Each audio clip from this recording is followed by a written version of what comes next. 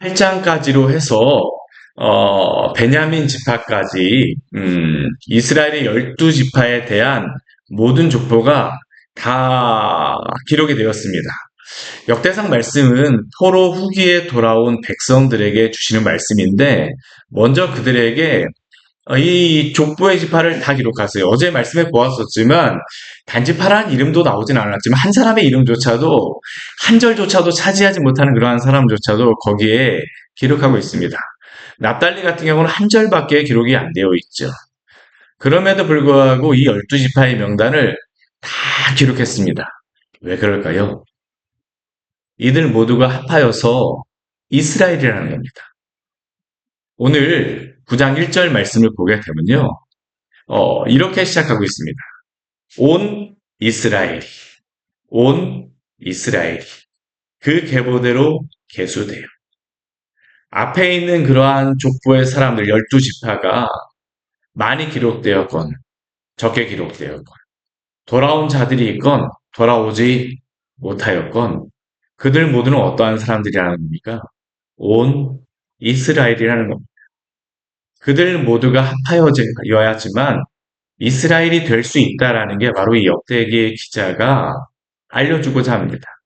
그런데 왜 그들이 바벨론의 포로로 붙잡혀갔습니까?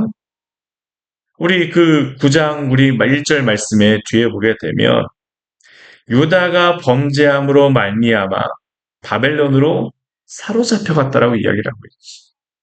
이들 모두가 다 범죄한 자였습니다.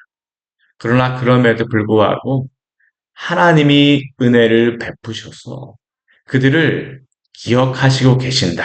이게 바로 지금까지 나와 있는 족보의 내용입니다. 그리고 그러한 사람들 중에 이 예루살렘으로 다시 돌아온 사람들이 있습니다. 오늘 말씀을 보게 되면요. 돌아온 사람들의 명단들과 또한 그들이 돌아와서 하였던 일들에 대하여서 우리에게 말씀합니다.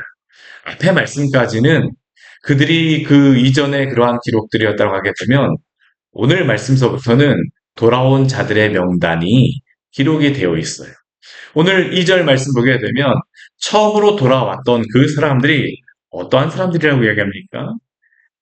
제사장들, 레위 사람들, 느디님 사람들이라고 이야기를 하고 있죠.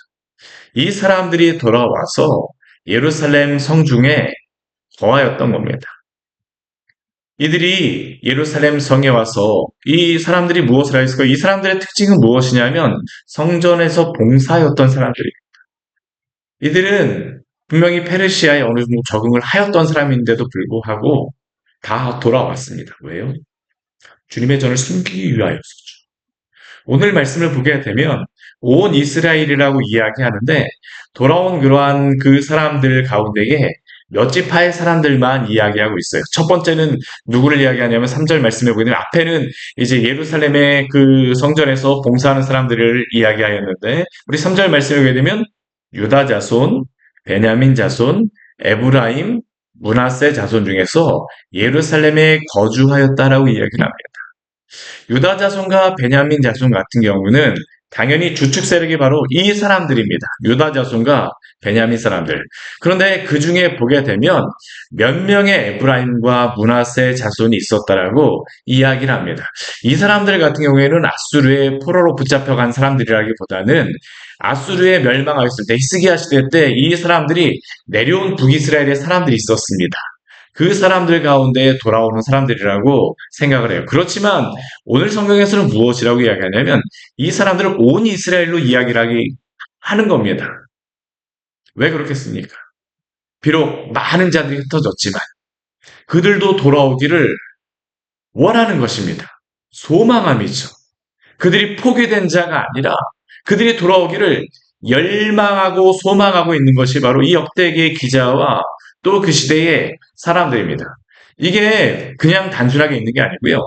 오늘도 이스라엘 그 가보게 되면 예루살렘 대학이라든가 그러한 대학에서 그 굉장히 중요하게 여기는 학문이 무엇이냐 하면 흩어진 이스라엘의 사람들이 어디 있는가에 대해서 계속 연구하고 있습니다. 그리고 그 사람들을 다시 돌아오기 위해서 그들이 굉장히 애를 씁니다. 에티오피아에 있는 그러한 사람들, 흑인들입니다. 그런데 그 사람들도 비행기를 가지고 이 이스라엘이 생겼을 때 다 데려왔습니다. 뭐 작전을 하면서 그들이 막 데려오죠. 그뿐만 아니라 지금 여러 이슬람권에 퍼져 있는 그러한 사람들도 이 사람들이 계속 추적을 합니다. 왜 그렇습니까? 그들이 온 이스라엘이라고 그들은 생각을 하기 때문에 오늘 역대기의 말씀도 그렇습니다.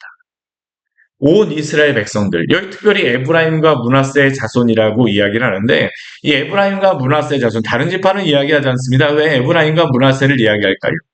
이 에브라임과 므낫세 같은 경우에는 북이스라엘의 대표 지파였습니다. 요셉 지파죠. 그렇죠. 에브라임 지파를 중심으로 한 이 북이스라엘의 지파를 이야기하는 것이고 남유다에서 온 유다와 베냐민 자손들.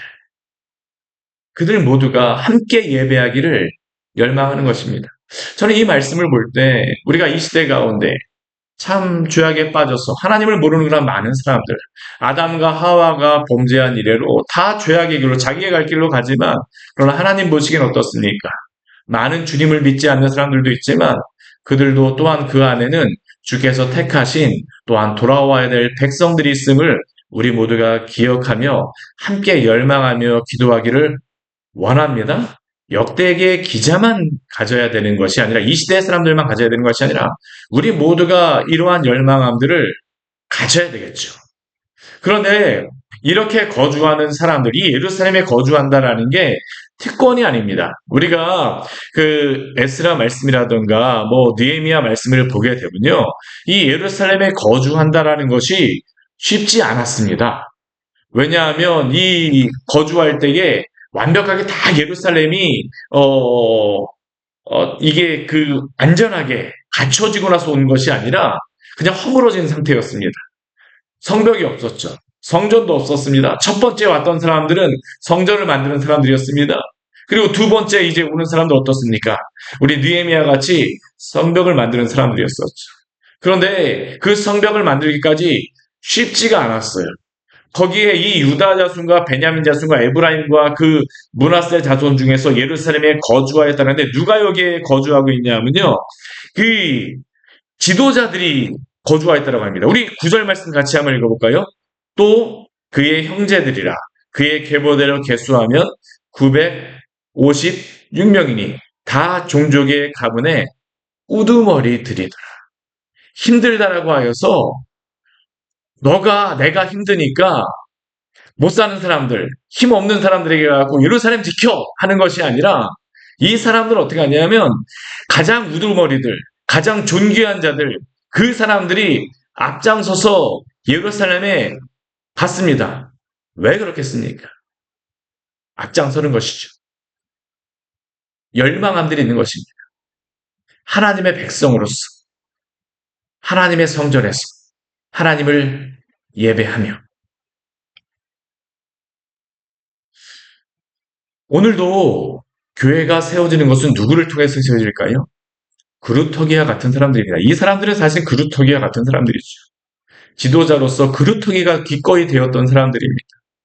이러한 사람들을 통해서 결국에는 예루살렘 성전도 세워지고 또한 성벽도 잘 세워짐으로 말미암아 다시 그 예루살렘에서 사람들이 거주할 수 있는 곳이 되었죠. 우리 모두가 이 신앙의 그루터기와 같은 그러한 성도들이 되어지기를 원합니다. 누가 어렵다라고 해서 그 길을 가지 않는 것이 아니라 우리가 바로 그루터기가 되기를 원하십니다. 오늘 말씀을 보게 되면요. 신앙의 앞선 사람들이라고 할 수 있죠. 그 자리를 귀중하게 여깁니다. 왜요? 하나님의 영광이 있는 자리라고 생각하기 때문입니다. 오늘 뒤에 말씀에 보게 되면 이제 그러한 모습들을 계속 볼 수 있습니다. 이 신앙의 그루터기와 같은 사람들. 우리 뒤에 말씀에 보게 되면 10절 말씀에 보게 되면 제사장과 레위 사람들 또한 우리 17절 말씀에 보게 되면 우리 10절 말씀에 보게 되면 제사장 중에 온 사람들 또한 우리 14절 우리서부터 우리 16절까지에서는 예루살렘에 머문 레위 사람들이 누구인지를 우리에게 말씀하고 있고요. 우리 17절 말씀 같은 경우 우리 뒤에 말씀 27절까지 말씀해 보게 되면 문지기들에 대해서 아주 자세하게 말씀하고 있습니다. 참 인상적입니다. 특히 문지기들의 이름이 굉장히 자세하게 기록이 되어 있어요.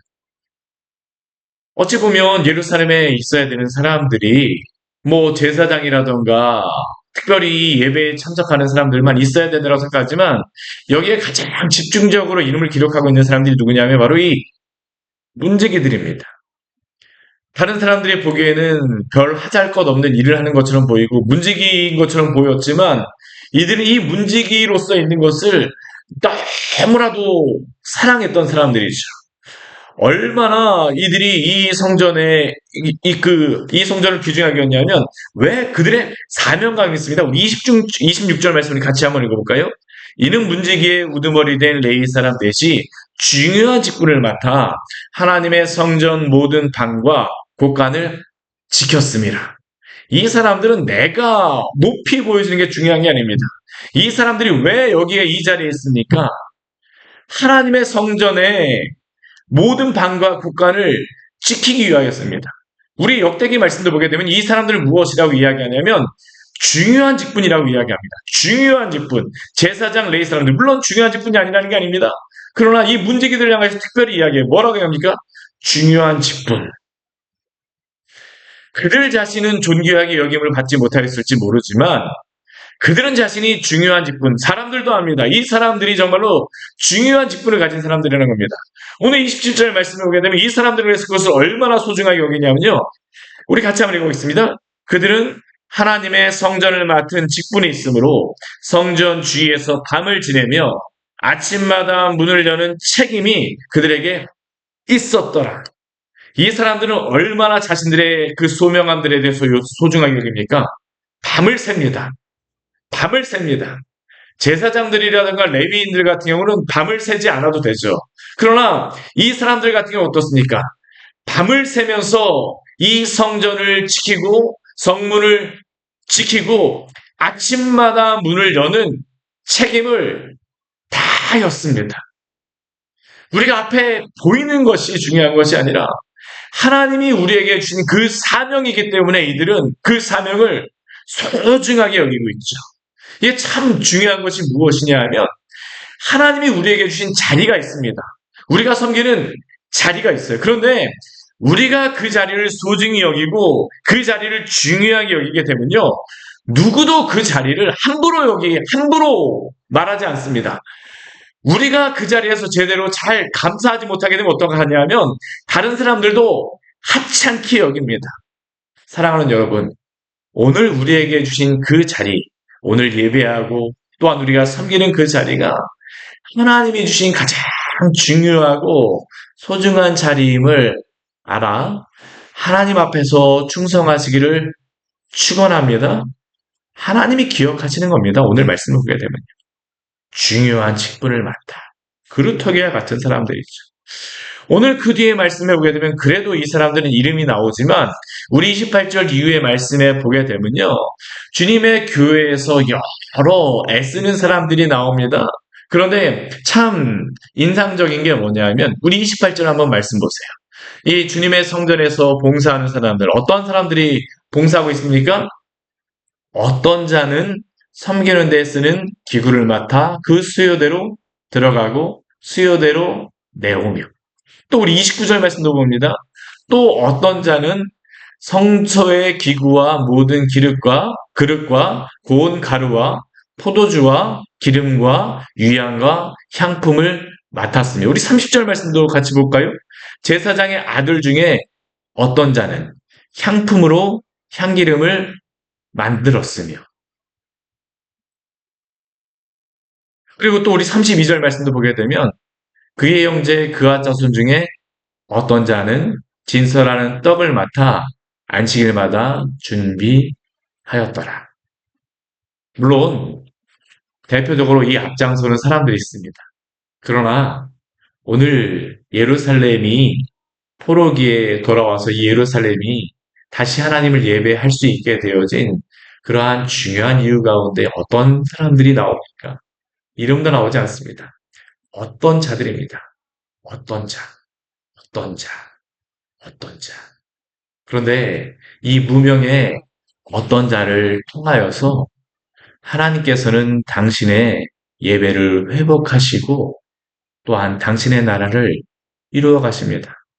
오늘도 무명한 자이지만 어떤 자로서 주님이 기억하시는 자로서 주 앞에서 살아가시기를 축원합니다. 우리가 많이 이름이 높아져서가 아니고요. 이 땅에 살아왔던 많은 믿음의 우리의 선배들은 어떤 자들, 무명한 자들이었습니다. 그들을 통해서 하나님은 영광을 받으십니다. 이들은 자신의 이름이 나타나지 않아요? 근데 왜 이들이 이렇게 봉사할까요? 하나님의 영광을 바라보며 소망하는 자들은 기꺼이 어떤 자로 만족하며 기뻐합니다. 오늘 나에게 맡겨주신 이 기구를 맡는 것, 누가 뭐 들어가고 나가는지, 누가 소중하게 여기는 중요하지 않습니다. 누가 나를 인정하느냐 중요하지 않습니다. 성수의 기구의 모든 그릇과 고운 가루, 포도주와 기름과 유향, 뭐 누가 이걸 맡았는지 사람들이 인정하느냐 하는 그게 중요하지 않습니다. 중요한 것은 무엇일까요? 하나님 앞에서 오늘도 무명한 자이지만 하나님이 우리를 인정하시기 때문에 그 안에서 의미가 있고 또한 하나님의 영광을 위하여 살기 때문에 그 안에 기쁨이 있는 것입니다. 만족이 있는 것입니다. 우리 모두가 이러한 무명한 자로 오늘도 주의 영광을 바라보며 기뻐하며 살아가기를 축원합니다. 같이 기도하도록 하겠습니다. 하나님 아버지 오늘 말씀을 통하여서 우리에게 귀한 은혜를 주니 감사를 드립니다. 역대기의 기자, 포로 후기에 돌아온 많은 백성들, 왜 하나님 우리에게 이러한 일이 있습니까? 라고 질문하지만, 그런데 하나님께서는 또 역대기를 통하여서 온 이스라엘이라고 말씀하시며, 또한 무명한 자이지만, 또한 주님 앞에 충성하는 자들을 기억하고 계시다. 내가 너를 기억하고 있다라고 또한 말씀하시면 우리에게 보여주셔서 감사합니다.